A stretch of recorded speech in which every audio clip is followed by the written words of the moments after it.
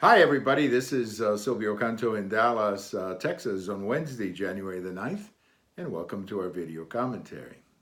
Well, President Trump spoke last night, the so-called border speech that many of us had been hoping that he would make. I've been saying for quite some time that he needed to go to the nation and make the case, as only a president can do.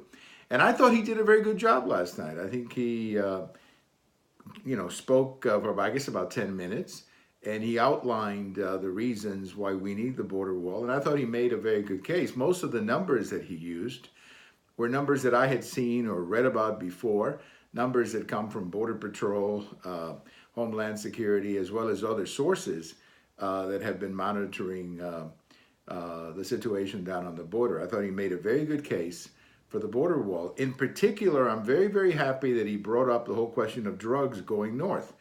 Look, obviously, not all of the drugs in the United States are coming through the Mexico border. There's lots of other drugs coming from lots of other places, but a significant amount is coming through the border. And if we could stop some of that, I think that would be very helpful.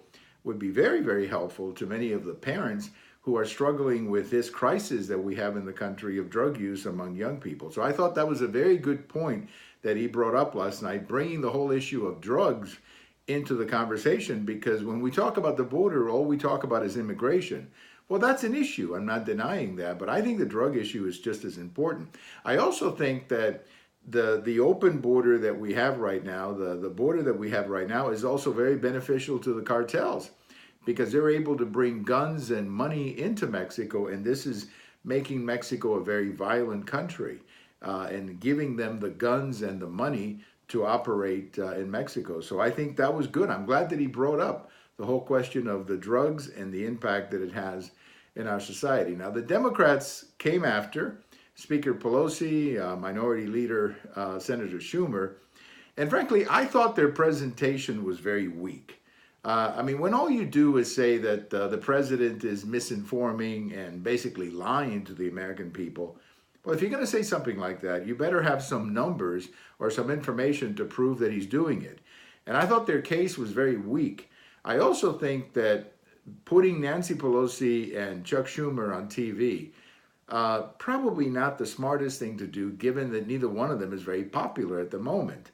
Nancy Pelosi is not that popular with Democrats. The fact is that many Democrats ran for office in 2018 saying, if elected, I'm not going to vote for Nancy Pelosi as Speaker. So I think the Democrats would have been better off going to a different spokesperson for their case, maybe a senator, maybe a governor, just anybody but those two. I didn't think those were the best two to come after President Trump. But anyway, where we stand right now is that I think the president is going to stand firm. The Democrats, I think they need to come to the table with something.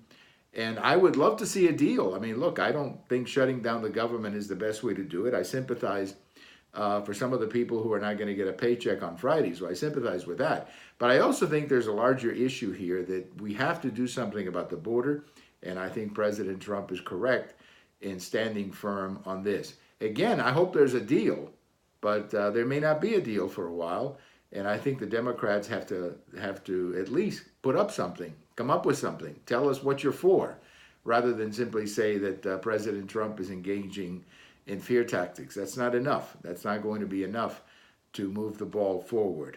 Well, thank you for watching. We have all of these on YouTube, we have them on Twitter, and we have them on my blog.